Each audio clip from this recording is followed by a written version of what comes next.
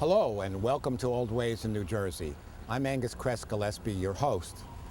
Previously on Old Ways in New Jersey, we toured the original Old Queens campus with registered architect Elizabeth Reeves, and she showed us around the historic landscape, the fencing, the elm trees, as well as the two very oldest buildings, the oldest being the original Old Queens building and the second oldest being Van Nest Hall. Today we're going to continue with our tour of Old Queens campus, and we're going to begin with the observatory. In many ways, we're terribly lucky to have all these remaining 19th century structures still intact. It reminds us of an earlier and simpler Rutgers College before this place became Rutgers, the state university.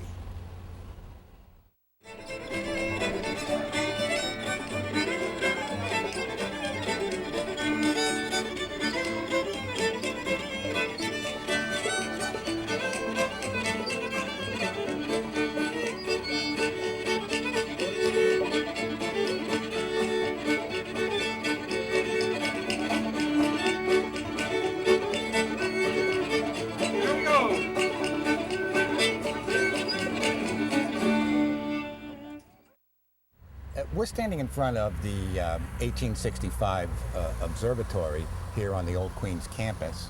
And Elizabeth, from what I understand, it's an octagonal structure. It's built in the Greek Revival style. It was built for the serious purpose of observing the heavens for astronomy classes. It has a revolving roof. It's been recently restored. Perhaps you can fill us in a little bit more about its history. Oh yes, of course. Thank you. Yeah, this is a very unique building, and up until last summer it was painted yellow and brown. So a lot of people thought it was a garden pavilion. I think it's even on Weird New Jersey, to tell you the truth, because nobody knew what it was. It is, in fact, a 19th century observatory. It was actually built for the math department, and astronomy was part of the math department. It was also built to teach land surveying, because land surveying at the time was taught by triangulation with the stars. I also understand it was patterned on the Tower of the Winds in Athens. That's correct. It's with the exception of the rear workroom. The original body, the main body of the observatory, is almost an exact replica of Tower of the Winds, the only difference being we have brick rather than travertine. Now, when the building was originally finished, and hopefully when we complete the restoration of the building originally had a gray iridescent lime wash coating on it. Now, lime wash is very unique because it breathes. It lets the moisture from inside of the building get out. The paint coating on the building almost caused the building's destruction because it traps the moisture inside the building. Yeah. So you can see we have a lot of damage on the roofs. So it's a bad idea to put paint on the brick. Yes, you never paint brick that was not painted. So eventually we'll restore the gray coating on the brick. But right now, and with any luck, we're funded for this in the coming year. We will be doing the repairs of the roof and the doors and the windows and the very accurate front portico. Now, interesting with this observatory is the top roof rotates 360 degrees. Inside are two iron bars with one person on one side, one person on the other, and they walk to rotate the roof. We just freed that up this spring. We discovered that it's still operational. There's a hatchway in the top of the roof where the lens poked out, and then they could rotate the roof to the heavens depending on where they wanted to. Do we still have the original telescope? We can't find it. We're not sure where it is. A second scope was purchased by John Metler in France. The base to that telescope is still up there. Do you have the specifications at least? We have the specifications. We know a lot about the equipment that was in there. The observatory was actually interconnected with other observatories via telegraph. So it'd be possible to reconstruct the... Yes, very much so. very much so. We'd like to find an appropriate use for this building. Maybe secondary education.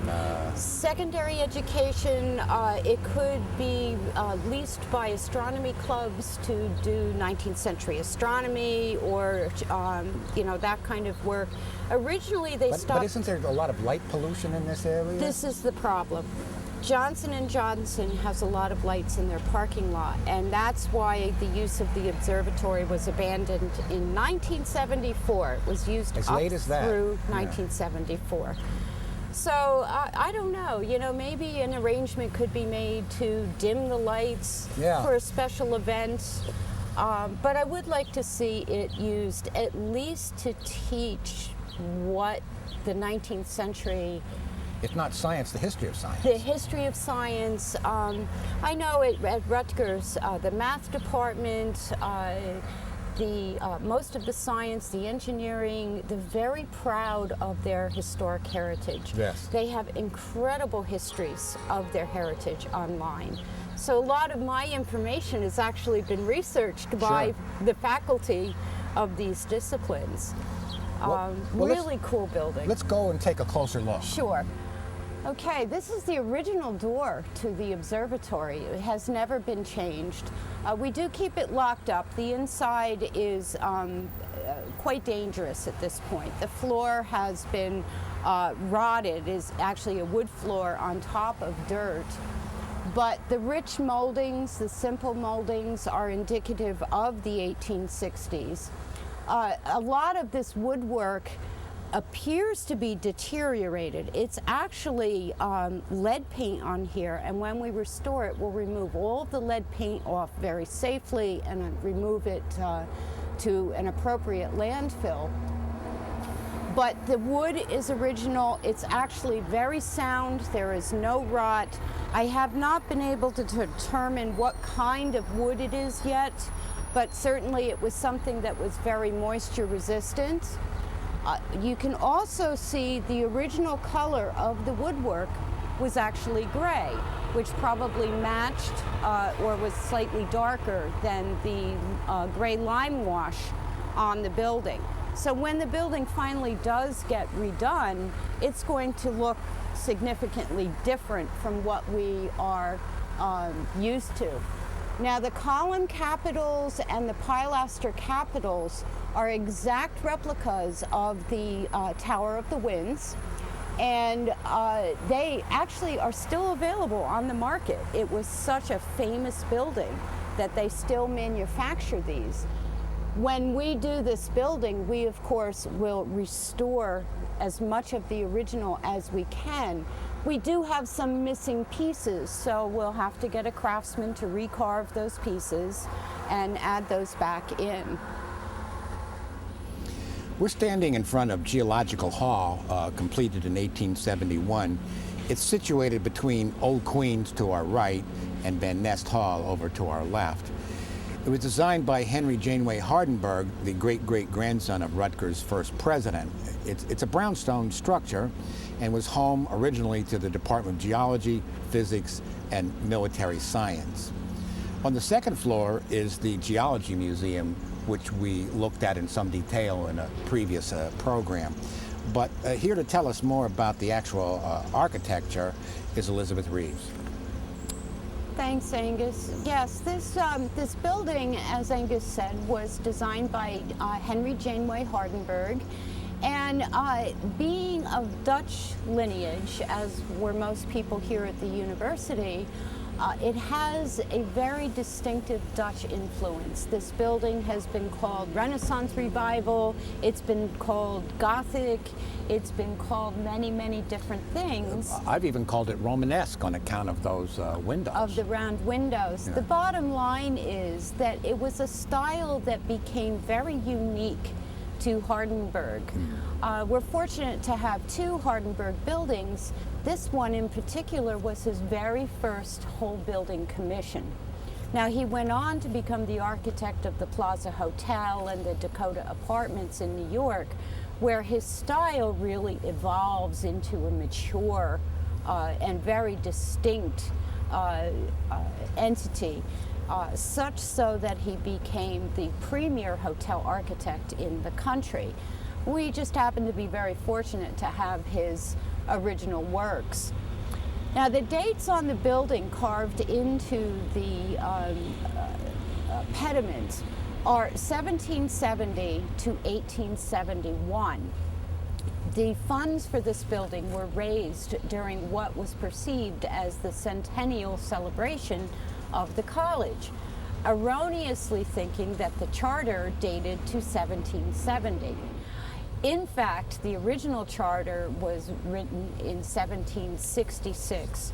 The original charter was misplaced and it was reissued in 1770. So the administration and the alumni took the 1770 charter as the 100-year anniversary. So that mistake is carved in stone. Yes, it is. Yeah. Yes, it is. The other thing is this building is frequently called Geology Hall, when in fact it is actually Geological Hall, again, which is carved on the pediment of the building. Now, the first floor contained more laboratories. It was an expansion of Van Nest, and natural history, the study of natural history, came into being full force after the Land Grant Act was implemented. The study of natural history, of course, included everything from botany, entomology, to geology, all kinds of physics, anthropology. So, as I'm sure you saw previously inside that museum, or elements of all of that, the laboratory work would have been done on the first and second floors. The basement, because this is a post-Civil War building, the basement held an armory where the ordnance and the rifles for the young men of the college were stored. So the walls are 3 to 4 feet thick where the ordnance was held. It has a very fort-like feel to it, as we have the segmental arches going down through the hallways. Very little is known about the early history of military science at Rutgers. It dates back to the Revolutionary War. We just can't track the details. So we're still working on that. It's work in progress. Okay, great. Thanks a lot. You're welcome. We're standing in front of Winant's Hall, which was completed in 1890. It was designed by New York City architect Van Campton Taylor, who actually graduated in the class of 1867 from Rutgers. It was the first dormitory ever built at Rutgers, built, as I said, in 1890, named for Garrett E. Winant, who was a wealthy philanthropist from Bayonne and also a member of the Board of Trustees. Now, the thing is, the students very much wanted to have a dormitory, so Winant came along and he made Rutgers an offer they couldn't refuse. He gave them the design and a gift of $75,000, and he said, build it, and it was done. So Winant served as the sole dormitory for Rutgers until 1915, and then in the late 1940s, the building was converted for use by departments and administrative offices. In 1990, exactly a century after its construction, Winant's Hall was rededicated following a $9.4 million restoration, and it currently serves as the headquarters for alumni relations, the Rutgers Foundation, and the Office of University Counsel. And here to tell us more about the Beaux-Arts architecture is architect Elizabeth Reeves. Thanks, Angus. Yes, this building is an interesting blend of eclecticism. Built around the turn of the century, it would stand to reason that it would have different elements of different styles that were fashionable at the time. Generally speaking, the main block of the building is of Beaux-Arts origin. We have the garland frieze, we have the Corinthian pilaster capitals, we have the Ionic capitals at the lower porch, we have the monumental stair window with a non-classical, actually leaded pattern in the windows.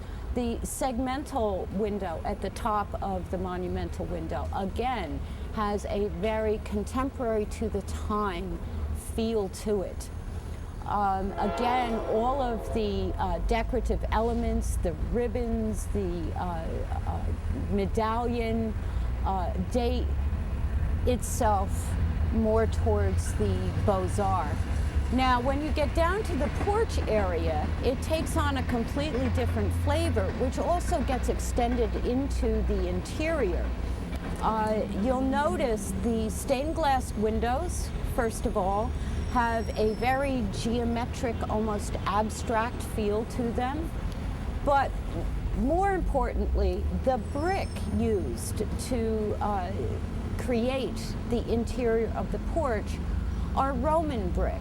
Now, It almost reminds me of the work of Frank Lloyd Wright. that's exactly right. Frank Lloyd Wright's buildings were built almost exclusively of Roman brick when they were of brick.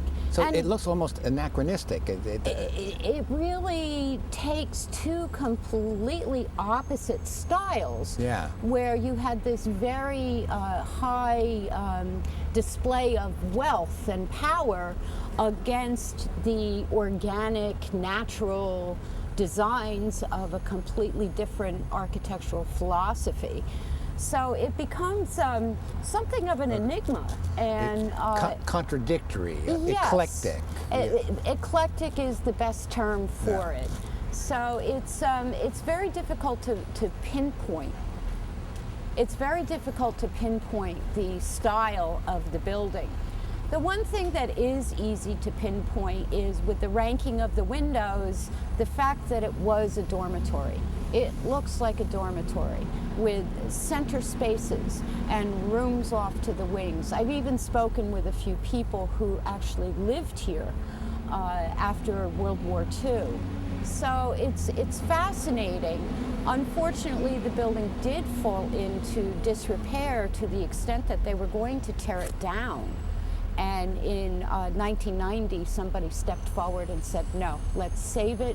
So it virtually was reconstructed on the inside and turned into these offices for the administration. The main staircase in this building is a very definite arts and crafts influence. Probably California, somewhere between California and East Coast arts and crafts influence. The turnings, the curved elements, the fact that it is massive oak, the paneling on the underside of the stairs, as well as the form. It would be very early arts and crafts, which would run pretty much parallel to the Beaux-Arts movement, but it's a very odd juxtaposition with the Beaux-Arts exterior of the building. The pair of matching fireplaces down here in the main hall probably provided warm lounges for the young men who lived here. The fireplaces are very unique though, because again they're constructed of this Roman brick. Roman brick is very thin and very, very long. That's what identifies it as Roman brick. It's classical to the arts and crafts movement, to the Prairie School, which was, of course, Frank Lloyd Wright. Again, similarly, the detailing of the fireplace, the soft curve before the mantel, would be indicative of the arts and crafts movement in the late 19th century. The other thing I'd like to point out, too, is while the rest of the brick in the building is this very dark red clay brick, which was produced locally around South River, Woodbridge. These were where most of the building brick was created in New Jersey. These are a different kind of brick. They had to have been imported from someplace else because New Jersey just does not have the orange clays to create these bricks. So somebody spent a lot of time and trouble to put these fireplaces into this space. The last historic building in today's tour is Kirkpatrick Chapel, which was completed in 1872. It's a Gothic revival church and was designed by Henry Janeway Hardenberg. And it's named for Mrs. Sophia Astley Kirkpatrick, whose name is actually carved in stone above the front door there. She left her estate to Rutgers. In addition to religious services, the chapel originally housed the college library. And this continued for a long time until about 1916 when the partitions were removed. By removing the partition for the library, the seating capacity was increased from 300 to 800, leaving the entire building for use as a chapel. The interior of the chapel is known for its collection of portraits of various famous officers and dignitaries of Rutgers. And some say that Kirkpatrick Chapel is a combination of German and English architecture, but Elizabeth, you can fill us in on the architecture. Yes, this is actually the Rutgers' second Hardenberg building. This was his second commission in his illustrious career. You can see, similar to Geological Hall, the form of the building replicates the high pediment. Of course, this is a single-story building with clerestory. It does have a lot of Gothic detailing to it, the finials. The building was also recently restored. It received a new roof. About half of the stained glass windows inside were restored. It's a very popular building here on campus, heavily used for concerts, for weddings, for official gatherings. So it's a very, very important building. Also, probably one of the most loved buildings amongst the alumni here on campus, in part because every graduating year has their graduation year carved into one of the brownstones making up the building. This has been going on since the building was constructed, and right prominently on the corner is an 1876 inscription, 4 years after the chapel was built. The library was a two-story cast iron library towards the rear of the building, and the chapel accoutrements still remain in the chapel. When it was enlarged, the original woodwork and detailing and the original chairs were simply put into the enlarged space. The hexagonal shingles would be contemporary to the time of the 1870s. 1870 is pre-High Victorian, primarily Gothic in nature before the High Victorian took place, as opposed to Winans Hall, which is a much more elaborate, showy type of building. This really was a Gothic, you can see the trefoil over the pointed arch at the doorway. It really has Gothic detailing. The finials look almost organic, like a nut or... They're sort of a variation of an acanthus leaf capital with essentially a nut. I'm not sure if it's a nut or a lotus leaf coming out of the center, which would be a combination of Greek as well as Egyptian detailing. A touch of nature. A touch of nature, that's exactly right. It's detailing that definitely characterizes Hardenberg's work throughout his career. Well, Elizabeth, perhaps we can get inside and take a look. I understand there's some Tiffany stained glass windows. Yes, I really would like to include those in this tour. Okay. We are in the old part, the original part of the Kirkpatrick Chapel. And the original part of the chapel had many dedicatory windows put in it. We have, fortunately, 3 Tiffany windows, of which the class of 1900 window is one. The Tiffany glass was very unique. Louis Comfort Tiffany had a very unique process for producing his stained glass windows. Henry Hardenberg and Louis Tiffany were friends. They ran in the same circles in New York. So it would stand to reason that some of these turn-of-the-century windows would have been commissioned through Louis Tiffany. One of the Tiffany windows is the Henry Janeway Weston window, which was installed to commemorate the death of a young student here at Rutgers. One of the Rutgers family, if you will, the Janeways and the Carpenters and the Hardenbergs were all interconnected through lineage. Very, very sad story, a very untimely death. So the window does commemorate his passing. The rest of the windows have been labeled pretty much by the classes who have given them, 96, 97, there's 1912. This part of the chapel was enlarged in 1916 by Henry Hardenberg, who came back and altered his own creation. The original library started just beyond this main arch here. So the original back wall of the chapel was where these unusual archways are. The rest was the library. So this is what was opened up. At the same time, the Hardenberg family donated this massive stained glass window, which is entitled Jesus, the Teacher of the Ages.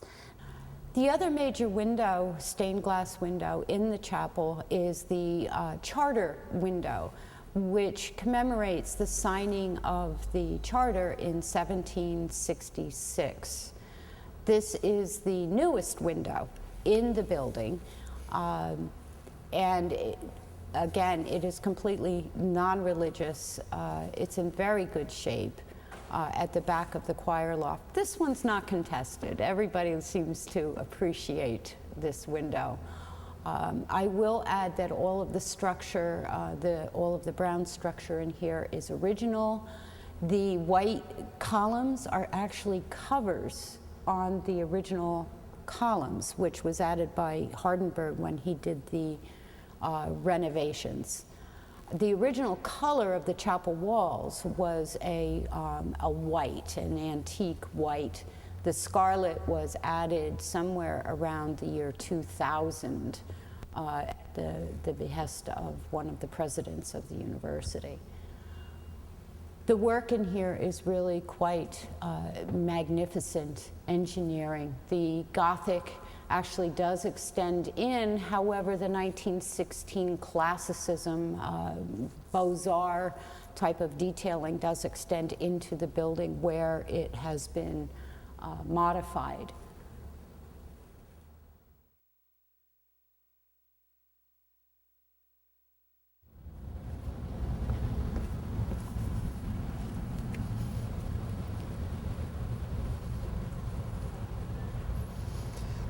Thanks for joining us on this segment of Old Ways in New Jersey. We especially want to thank Elizabeth Reeves for her expertise, and we should also thank Rutgers University for making historic preservation a high priority, as well as the reunion classes who provided the money to restore many of these projects. We hope you've enjoyed the show, and perhaps you've learned something along the way. I'm Angus Kress Gillespie for Old Ways in New Jersey. Thank you so much, Elizabeth. Thank you for giving me the opportunity to share our history. Great.